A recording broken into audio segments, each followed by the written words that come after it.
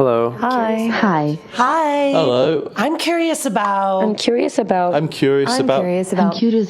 building open, authentic, loving relationship. I'm curious about jealousy. I'm curious about polyamory. Does it just mean that you're fucking all the time? How can I tell my parents that my partner is already married? I'm curious about How do you know when you're too busy to have another relationship? I'm curious about dominant and subordinate relationships. I'm curious about sexual health. How can relationships evolve with people as they grow and change? So when you go through a sexual encounter and you do not touch the clitoris, cis men can imagine a sexual encounter in which their penis is not touched. Yes. And you know, only their testicles are touched, only their prostate is touched, but their penis is not touched. Welcome to the Curious Folks podcast, for those challenging the status quo in love, sex, and relationships. My name is Effy Blue. And I'm Jacqueline Misla, and today we're talking about orgasm equality. At a time when equality is top of mind in our communities, jobs, and social constructs, we should also consider what equality looks like within our sexual experiences. Let's start with looking at some of the data to really understand what the lay of the land is when it comes to sex and pleasure. In a 2017 study on differences in orgasm frequency among gay, lesbian, bisexual, and heterosexual men and women in the US, where researchers analyzed over 52,000 people, they found that a whopping 95% of heterosexual men were most likely to say they always usually orgasmed when sexually intimate. Gay and bi men were close, with 89% and 88% respectively of them saying they usually always orgasm during sex. These results are somewhat unsurprising. We'd maybe imagine gay and bi men to be at the top of the list, but overall, these findings align with what we experience socially. The number starts to get interesting when you look at lesbian, bi, and straight women, with lesbian women reporting about the same as gay and bi men, with 86% of them saying they usually always reach an orgasm during sex. And then, there's a massive drop to 66 and 65% for bisexual and straight women respectively, saying they usually always orgasm when having sex, indicating a massive pleasure gap when men get involved with women's pleasure. So basically, we have straight men at the top of the list with 95%, followed by the gays and lesbians and bi men who are in the high 80s. And then, the numbers plummet with bi and straight women in the mid-60s. To jump headfirst into this gap, we reached out to the creator of the popular Instagram feed, Orgasm Equality. I'm Grace Wetzel. I'm a social psychology PhD student at Rutgers University, researching how our gendered experiences shape our sexual lives. Grace studies the impact of gender on sexuality from a feminist psychological perspective. Her TEDx talk on the sexual pleasure disparity has garnered over 6 million views, and her research connects the dots between the work of several social scientists and researchers who are looking into gender, sexual orientation, sex, and pleasure. Before we dig into the research with Grace, we have a few disclaimers. As with most research out there, the results are based on experience of self-reporting, cis, straight, monogamous, college-aged, often white individuals. And because researchers often look for the quantifiable and the binary, in our conversation, we're going to use terms like men and women, as that's the language that's used in the research. However, the information about arousal can apply to vulva and penis owners regardless of their gender. We're also going to focus our conversation on orgasms because, again, orgasms are quantifiable in a way that overall pleasure is not. However, not everyone can, wants to, or needs to orgasm. And orgasms are not a sign of or necessary for pleasure. So while we're talking about the quote-unquote orgasm gap, this is really about how people have different experiences with desire and pleasure based on their gender socialization. As with most research, the population in the studies do not reflect the diversity and complexity of the real world. That said, there are some universal experiences and opportunities that apply across demographics. If you're interested in looking into the research that was referenced within today's discussion, you can see the citations in the episode show notes, or for those who subscribe to our newsletter, in the new episode drop email in your inbox.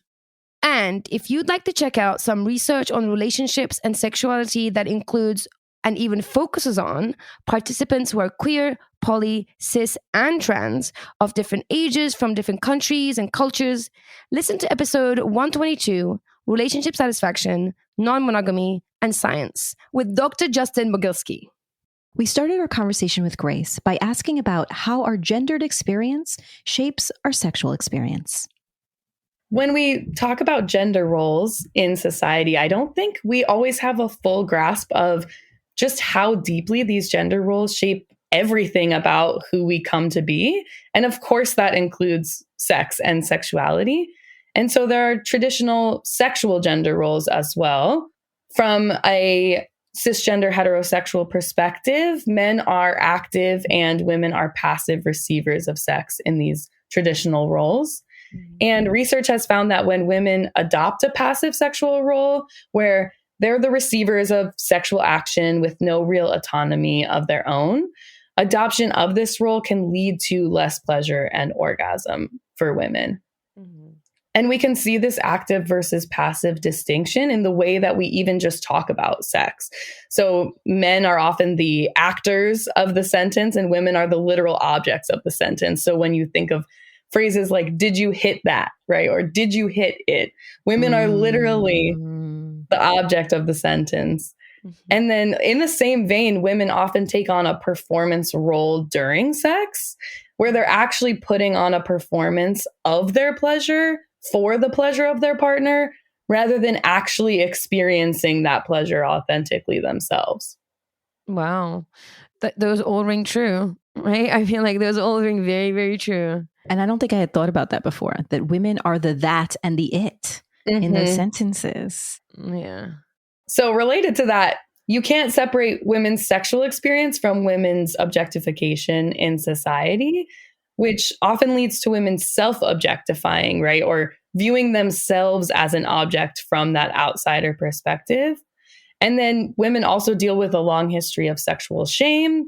They often have to overcome that sexual shame in order to experience their sexuality authentically, as well as slut shaming and sexual victimization and all of those things that women deal with.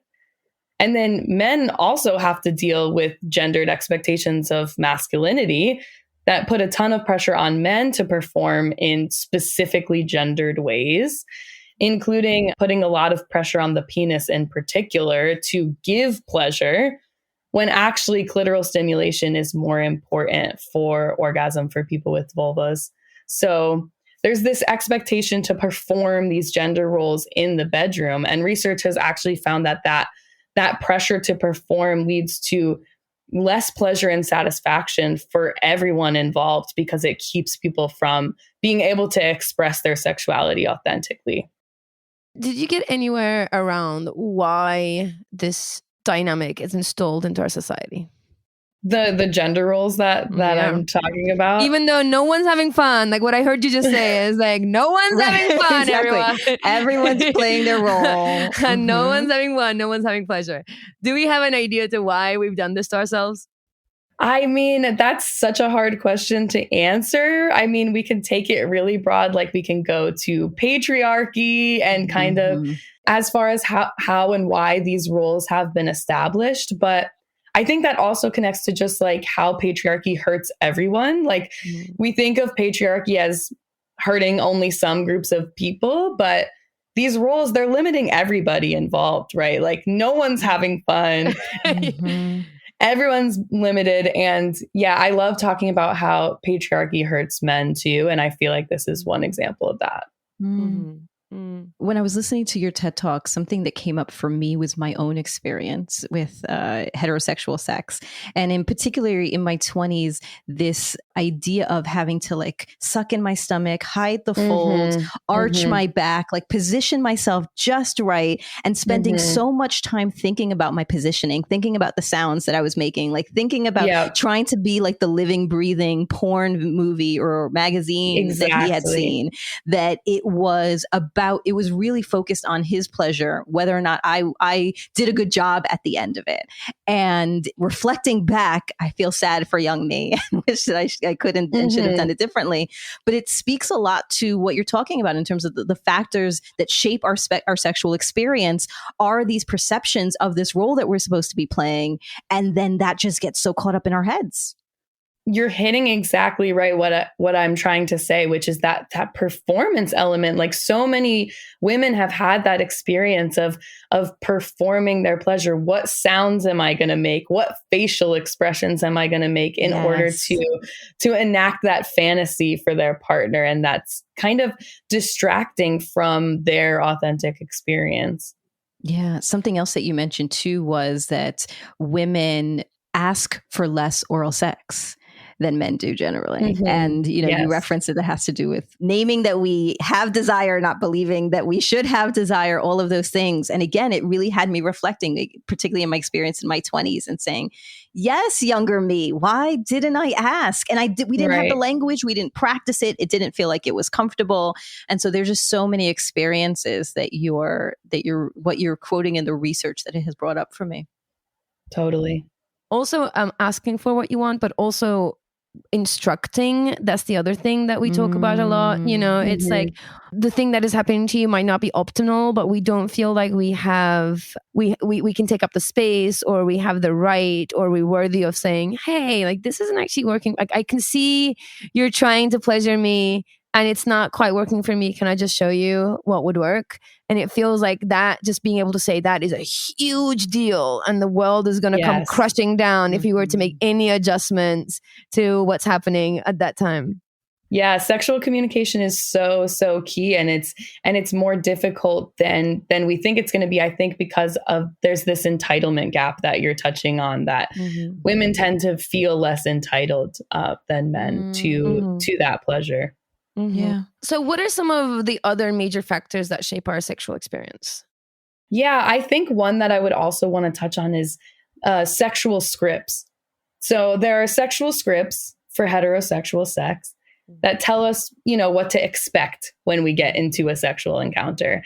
And the dominant script for heterosexual sex is basically the following. So you start with foreplay, which is usually pretty brief, and it's designed to get the woman, quote unquote, ready for intercourse. And that usually includes the sex acts that would be most likely to result in her orgasm. Then you have intercourse, which is considered the main and most important sex act. Then the man has an orgasm from intercourse, and then that signals the end of sex. So now sex is over. So there's very little room for women's orgasm within this dominant script. Since only 5% of women report vaginal penetration alone as their most reliable route to orgasm, there's so little room for orgasm in this script, right? Women would need to either orgasm quickly during foreplay, or they would need to incorporate clitoral stimulation into intercourse, which many women do.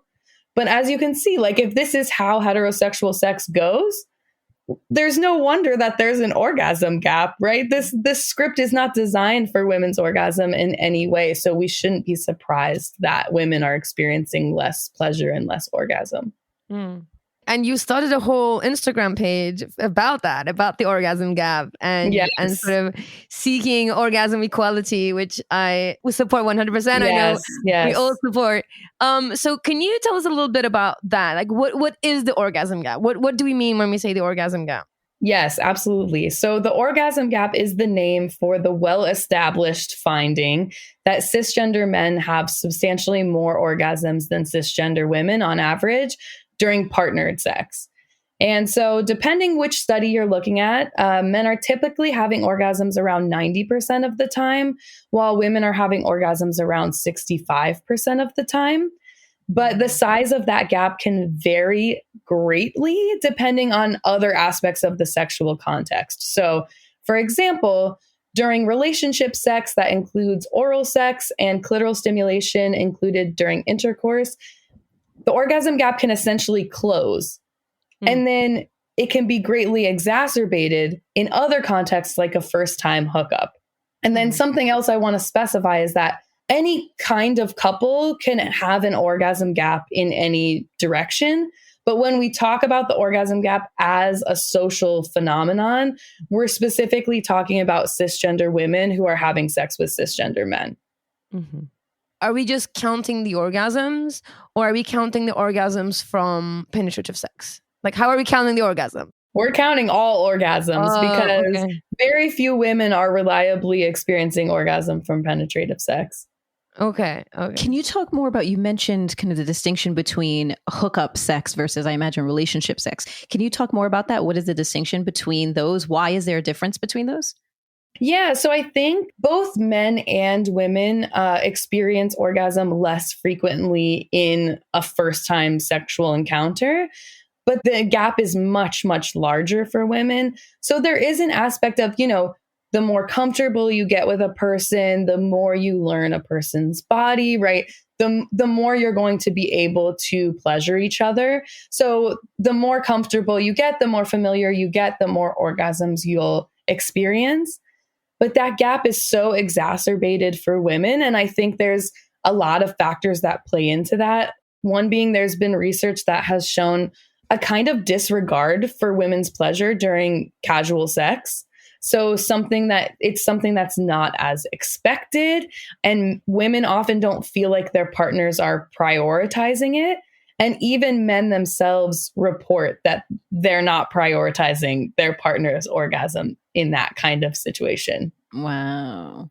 Which is fascinating, because for the perspective of a woman, if the intention is a hookup and you're thinking, well, this won't lead to a relationship, then why in those moments would I be shy about what I want? Right. Who cares if I ask for what I want and he's offended? Or, like, what do I have to lose, essentially? And so it's so interesting that in those cases that the gap is even larger, certainly because it sounds like the males are, men are prioritizing their own, but that women are deprioritizing themselves more in those situations, which is fascinating.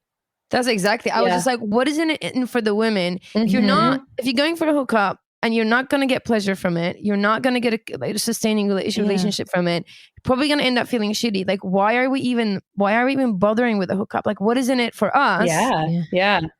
And there is a lot of research looking into that exact question. Like, why are women even engaging in this if they're not really getting theoretically anything from it? But people do have other motivations for sex. So there are other reasons to engage. There's also research that when we expect orgasm less, we're less likely to pursue it. So I think in a sense, women have come to expect that that's not a context in which orgasm will be experienced. And so they're actually pursuing it less. And then I think another factor is feeling comfortable with sexual communication and the entitlement gap that I talked about before, like not feeling entitled to pursuing pleasure in a hookup, even though it seems counterintuitive. There's an element of not feeling entitled to pursue that. Yeah. I wonder too if part of it has to do with our socialization as women around being polite. I know that there's some research that's been done around the fact that women have been put in situations for either sexual assault or kidnapping that potentially could have been avoided had they shouted, yelled, said stop, said no earlier. But what was stopping them was they did not want to be perceived as being rude or being mean or not being polite. And so I wonder if that translates into that experience of like, this is a first time person. They don't know me very well. I don't want them to think that I'm rude. Like, I don't want them to think, right, exactly. I don't want them to think badly of me. And so too sexual. Like there's these expectations of women as too sexual. They can't, a woman who advocates for what she needs, who advocates for her own pleasure is probably seen as a slut, as too sexual, too dominant. And so everything we're saying relates to those gender roles I was talking about before. Like they're so deeply ingrained in ways that we don't notice until we actually sit down and start to unpack it. Yeah. So you talked about what the orgasm gap is. Can you talk more about what orgasm equality looks like? Absolutely. So to me, orgasm equality is a movement that is about advocating for pleasure and orgasm to be equally valued and prioritized between all intimate partners. So this does not mean orgasm has to be the end all be all. It does not have to be the goal of every sexual encounter. or even that it should be. It just means that pleasure needs to be equally valued and prioritized between everyone. And right now it's not. Women often come to expect less and then be satisfied with less in their intimate relationships. And I'm hoping to change that. I want to create a reality where women's orgasm is just as much the expected result of sex as men's orgasm is. I do find that also just reflective of life in general. I think women do expect less and they can make do with less in many areas of life. And I think this is just, the orgasm gap is just another bullet on that list. Mm-hmm. And in ways, it's very adaptive that women are able to adjust their expectations so that they can retain their satisfaction. But in my opinion, they shouldn't have to. And so if we create a cultural shift, then maybe they won't have to, and they'll be able to experience greater pleasure. You've talked about the societal structures and norms that have been built into that advance this orgasm gap and have people play these roles. Can you talk about what are the biological essentialist beliefs that are used to justify and perpetuate the orgasm gap? Yes, absolutely. I love this topic. There's a very commonly held belief that the orgasm gap is caused by biological or anatomical differences in the capacity to experience orgasm. And research shows that this is just not true at all, right? Women experience orgasm during masturbation in about the same average time frame as men, which is about 4 minutes. The clitoris and the penis are anatomical complementary structures. They derive from the same tissue. Women orgasm at rates similar to men's when they're having sex with other women, when they're receiving oral sex and stimulating their clitoris during intercourse with men, and when they report pursuing their orgasm very strongly. So if the orgasm gap was a biological inevitability, we would not see it disappear depending on context and in several contexts. Does that make sense? Absolutely. Yes. Absolutely. And there is a biological difference in what is stimulated during penile vaginal intercourse. So for cis men, their main orgasm center, the penis, is being stimulated by intercourse. But cis women's main orgasm center, the clitoris, is not directly stimulated in the way that most women need to orgasm. So that is a biological difference, but it's actually more of a biological similarity since the penis and clitoris are homologous structures. But the reason that that's a problem is based on our cultural assumption that intercourse is the main and most important sex act. Like, there are so many ways that we could organize our sexual experiences to prioritize the stimulation of both partners. Does that make sense? Completely. Absolutely. It just made me realize that it's because we reduce sex, or probably for religious reasons, to baby making, and really the penetrative sex is for baby making and not for pleasure. And pleasure sex is something that you need to, it's almost like you have to have two different types of sex. You need to have sex for baby making that needs to involve, hard penis and a wet vagina, as we call on the show, and a male orgasm to make a baby. But that is not sex for pleasure. That's very functional sex. And we need to kind of think about those things separately and think about, okay, we're just having pleasure and we need to explore and think of sex in a much bigger way versus we're having sex now to make a baby. Because that seems to be the two main differences. Totally. And penile vaginal intercourse is very pleasurable for very many people, but we tend to see it as the only thing or the main thing. And there's just, so many other ways that we could organize our sexuality. Broaden it and focus on pleasure more broadly. It makes me think about when we talk about losing our virginity, that it is based on when did a penis enter a vagina? Like that is really what that means. And within kind of the LGBTQ community, I've heard of various answers when asking about losing your virginity. And it feels much more kind of complicated and not clean because the societal definition is very clean around what it should be. Yeah. And then, when you ask people to define sex, people they don't know how to define what counts as sex. Yes. Of course. Yeah. And so some people think that other kinds of sex, they count that in their definition, and other people only count penile-vaginal intercourse. But that language reflects the prioritization of intercourse as well, in that we sub-label everything that isn't intercourse. So oral sex, foreplay, like all of the anal sex, all of these different words we've created for any other sex act rather than just sex. Yeah. It makes me think back to high school years of doing all of the things except, and even like just the tip, but except actual, so that you can continue to hold on to that name of virgin. But you've done so many other things, but you get to still call yourself a virgin because you haven't done that one thing. And how wild that is.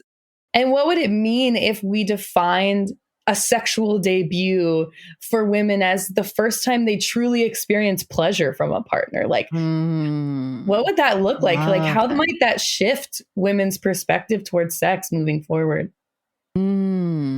Also, I think it depends on the context, right? So you can have a couple that might sort of complain and said, we haven't sex in a while, meaning they haven't had penetration in a while, but they've been cuddling and kissing and touching and all that kind of stuff. And then the rhetoric is that we haven't had sex in a long time. But then if one of those couples were to do those things with somebody else, right, then now that would be cheating. Now it counts. Now you're like having sex with somebody else. You're like, well, I'm like, is it sex? Is it not sex? So I think it really does depend on context as well and how we feel about it. The question that we ask all the time: does sexting count? I think just you need to explore the edges and really think about what sex means and what we think it should mean, and also what it means within the context of our relationship. Yeah, I love the idea of naming what is sex to pleasure, if both folks or whoever's involved experience pleasure, because I kind of love that moment in my mind where I'm thinking, heterosexual couple, and someone has asked, well, when's the last time you had sex? And the guy's like, last week, and she's like, it's been a few months, and he's like, what? How could that be? And she's like, because I have not experienced any pleasure in a few months. So you had sex maybe, but I have not been having sex with you. I love that idea.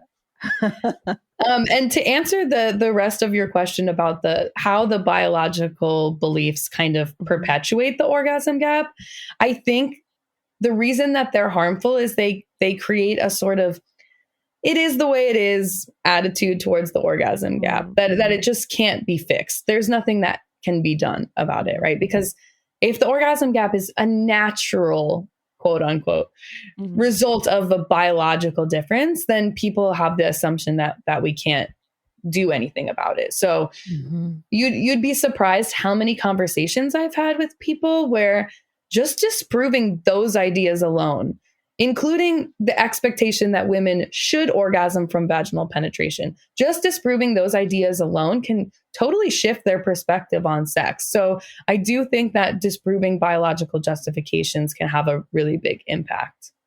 I agree. I have facilitated a workshop in a country that is less sexually liberated. And my slide that pointed out how a penis and the clitoris are essentially the same organ, just organized differently, was a paradigm shift. Like, it completely shifted everybody in the room, and it became the focus of conversation. Like, there's a whole bunch of other things that we're going to talk about. We got people just locked onto that, and we talked about that for an hour and a half, and it just changed everything about what they think about their body, what they think about sex, what they think about pleasure. So absolutely, I think just having those, like, which seems like such an obvious thing when you introduce it to people who don't know it, and once they click onto what's going on, it just changes everything.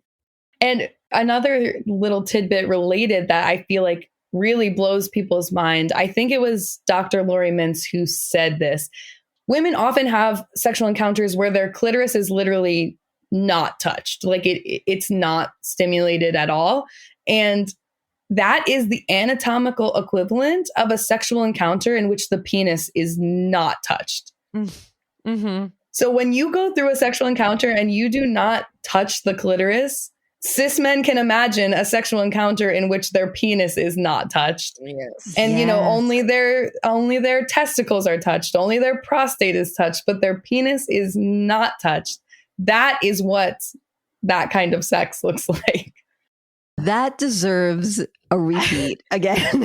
I think we need to say that, and that's going to be the clip that's at the beginning. So cis men out there, straight men, just remember that if you have sex and do not touch the clitoris, it is as if you are having sex and your penis is never touched.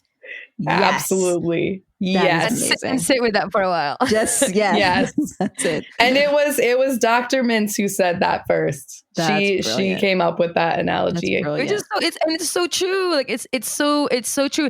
And also similarly that, we talk about the way that we do touch the penis, or like men understand that they have a penis and they have a way that they like that penis to be touched and handled. Mm-hmm. So it's not that big of a leap from there to be like, oh, clitoris, and there's also ways to touch the clitoris in a way that is pleasurable for that person. Like it's not big of a leap.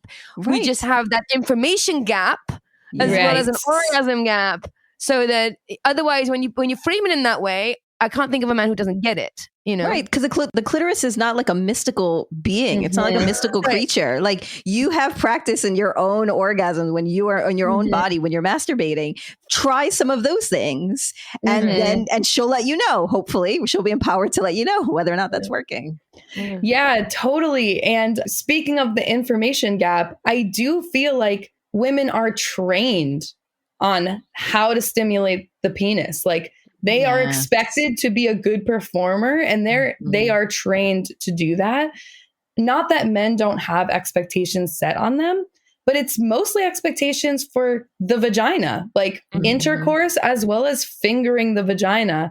And there's so little information about their kind of like training young men on how to stimulate the clitoris.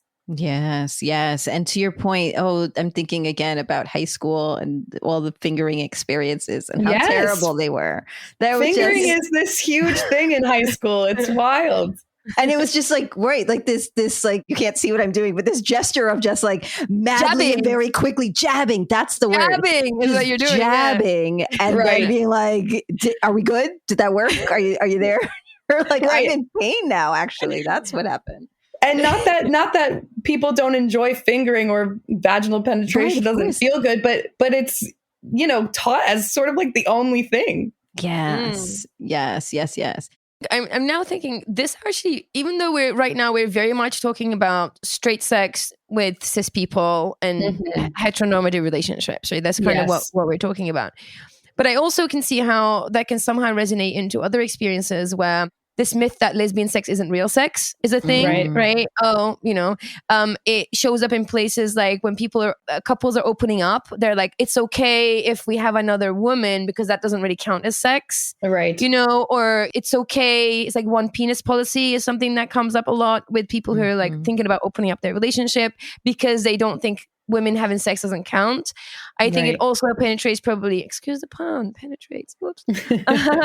Also into gay male experiences that there has to be penetration and like there has to be anal sex, and that's something that if they're not, then it's not real sex. So I think this idea that is rooted in the heterosexual experience actually kind of spreads to all sexual experiences. Totally. And when women have sex with other women, their orgasm rates are similar to men's across sexual orientations. And I think that one of the reasons why that is because they're free from these heteronormative expectations that define what sex is supposed to look like. So when you're freed from those sexual scripts, you're able to organize a sexuality that works for everyone involved. And so I feel like heterosexual couples can learn a lot from queer relationships where, for example, in lesbian relationships, a turn-taking culture that often happens where I'll please you and then you please me. So heterosexual couples, I think can learn a lot from other relationship structures. And just to note too how insidious the socialization is, because I've, exclusively now have been with women for about a decade now.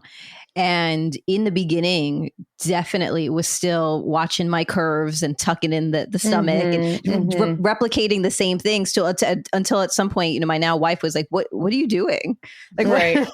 what is this thing that you're doing right now? I'm like, isn't this the move? Like doing my, like, you know, butt out pose. Isn't this what I'm supposed to be doing? She's like, what's happening right now? What is that noise that you're making? Like, what are you doing? So that would be the case. Or if my female partner wanted to have sex and I didn't, there still felt like a sense of pressure. Like, oh, I shouldn't say no because that was something that was socialized, you know, in my male relationships.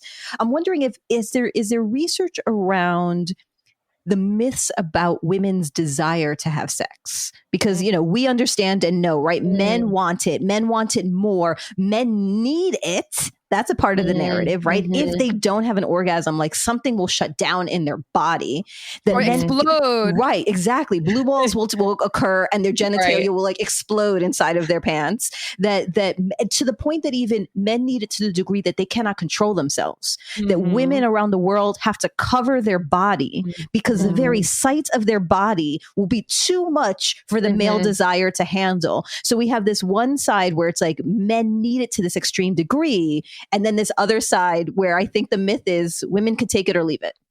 I'm glad you brought that up because there's some research by Terry Conley about how there's an essential confound in any comparison of sex, any research on sex that's comparing men and women, in the fact that women, speaking in a cisgender, largely heterosexual lens, women are having a sexual experience that is inherently less desirable.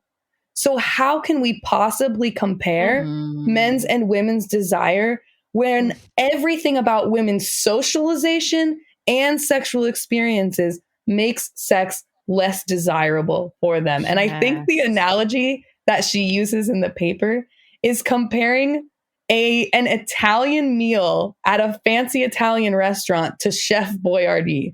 So women are being served Chef Boyardee, and then they're being asked, why don't you like this as much as I do? Yes. So I think that's so, it's so good and so true. If it's not good, like, why would I want it in the first place? Right. I do not want the jabbing. And so you're right. I could absolutely take or leave the jabbing, or leave it mainly more than taking it. But you're right. If we had the option to have something that was pleasure-based, that there would be more desire around it. That makes so much sense.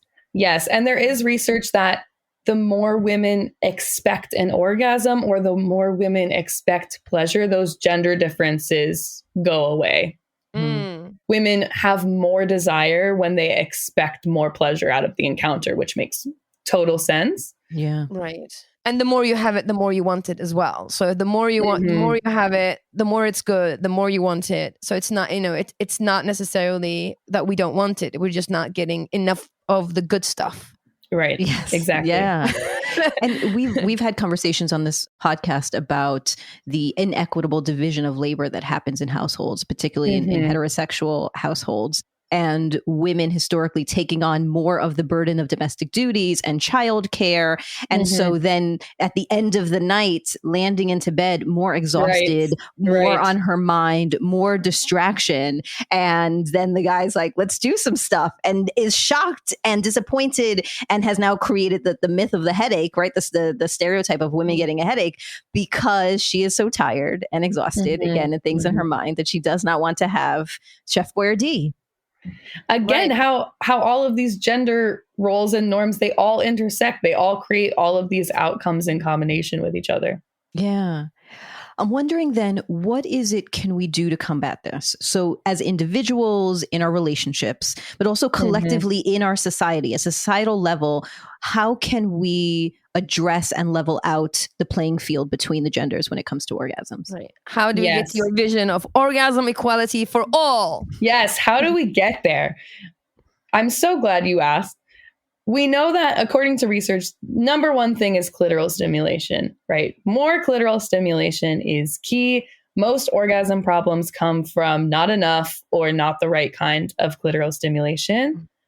Relatedly, greater variety of sexual activities and greater length of the sexual encounter, which does not mean longer intercourse or lasting longer, but longer encounters from start to finish. So all of that means more oral sex, more manual stimulation or stimulation with hands, more use of vibrators, right? A turn-taking culture. I'll make you feel good, then you make me feel good.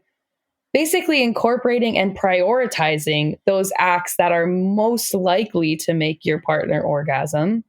The other big key is sexual communication. You won't know what acts are most likely to make your partner orgasm unless you talk about it, right?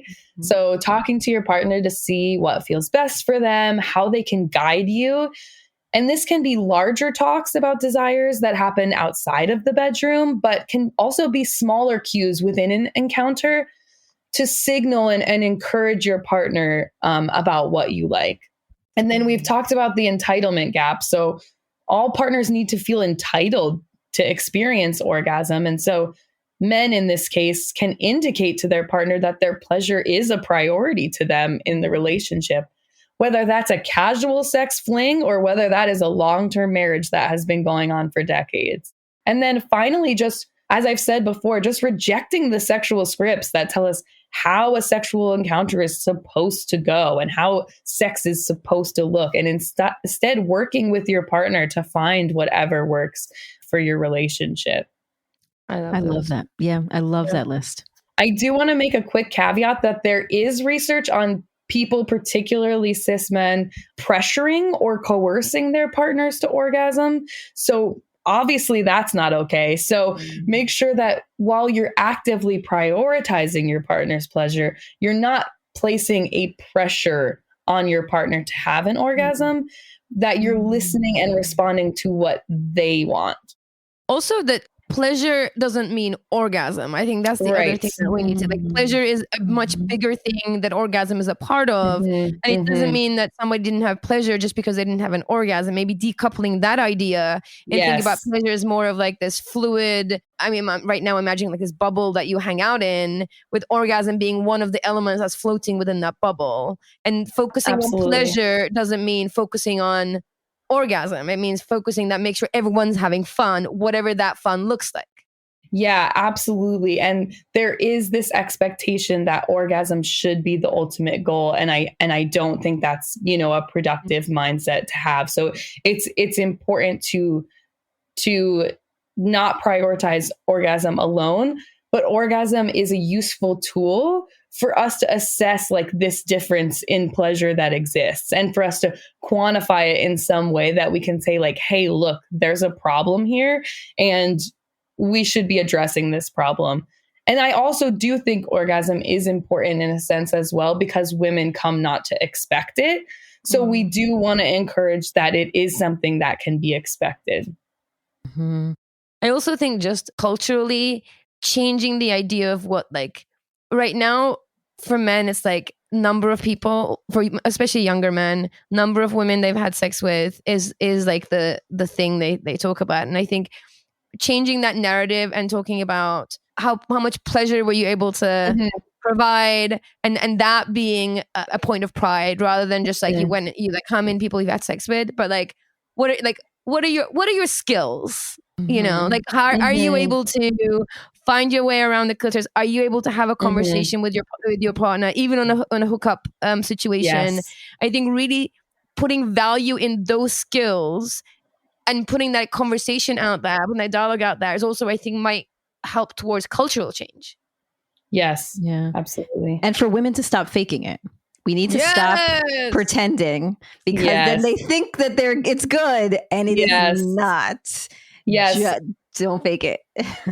Dr. Lori Mintz also said, faking an orgasm teaches your partner to do exactly what doesn't work for you. Yes, exactly. Yes. Don't fake it, friends. Oh, so many good sound bites in this conversation. So many things that I feel like need to be turned into like memes, and some people need to print out and like put around their walls. Absolutely. Fantastic. I actually have a poster on my wall that says "Stop faking orgasms." Yes. Oh, love it. Can you share a picture with us and we can put it in? We can put it in. Like, yes, I should tag the artist as well. So I should get the image from her website and then share it with you. Yeah. That's fantastic. That's Don't fantastic. fake it. Nice. Before we wrap with you, is there anything else that you want to make sure to cover or say that we haven't yet?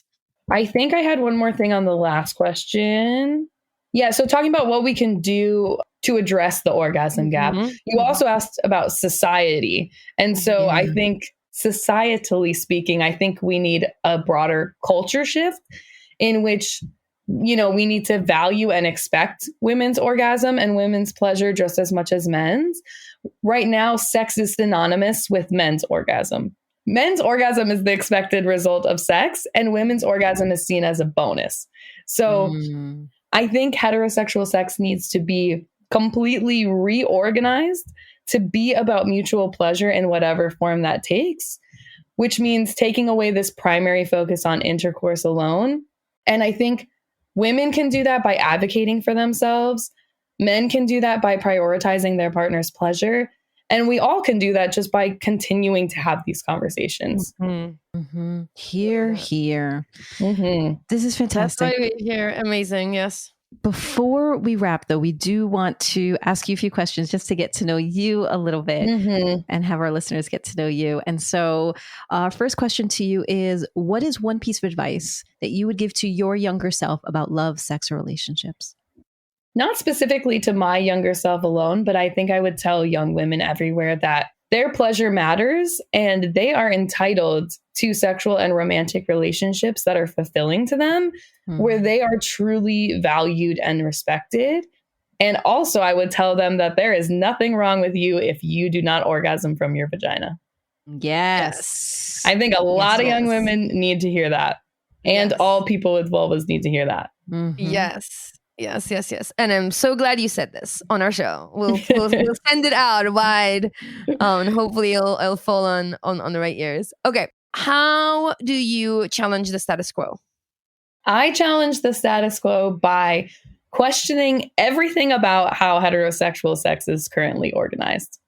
Yeah, there needs to be a lot of questioning. So you're doing good work. Thank you. Because the impact of that, to your point, Effy, earlier, is the impact of that goes beyond more broadly than heterosexual sex, because you know our society is based on that framework. So all the systems are intertwined. Yeah.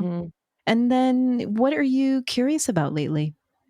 I am curious about the factors that influence women's decisions to pursue or not pursue orgasm in their sexual encounters. That's a new line of research that I've been working on lately that I'm very excited about.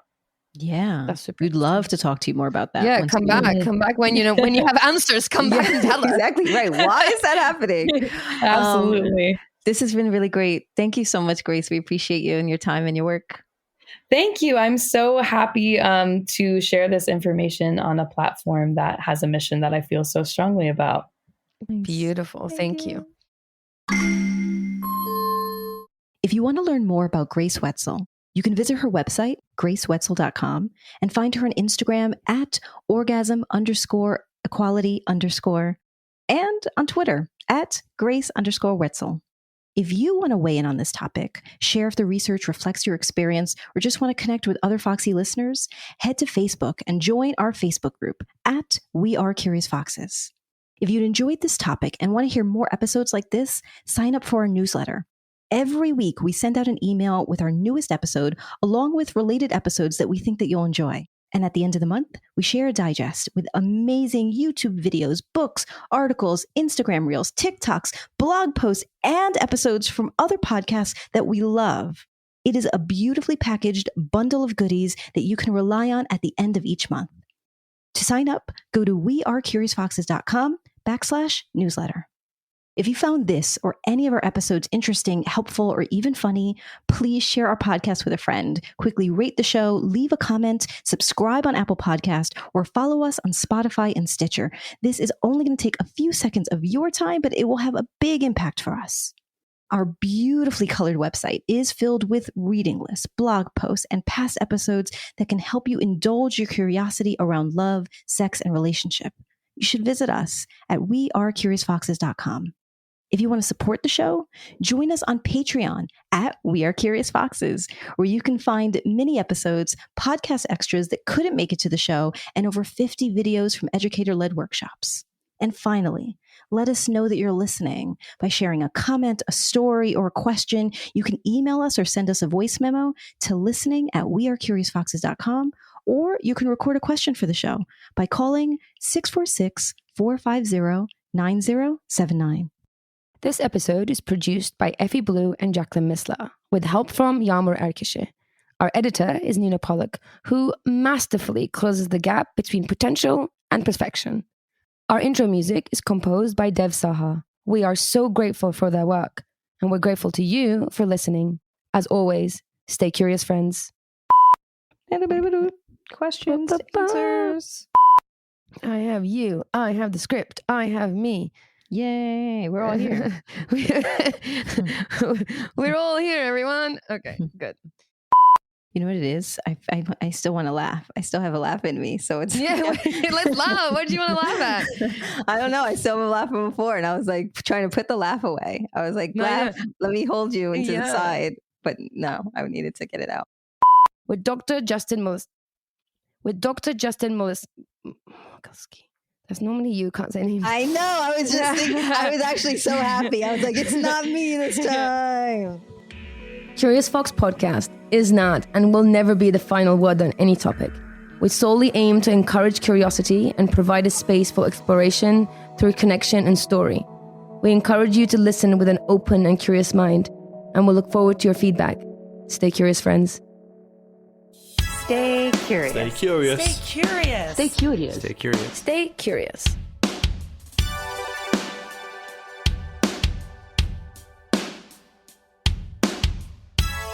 Stay curious.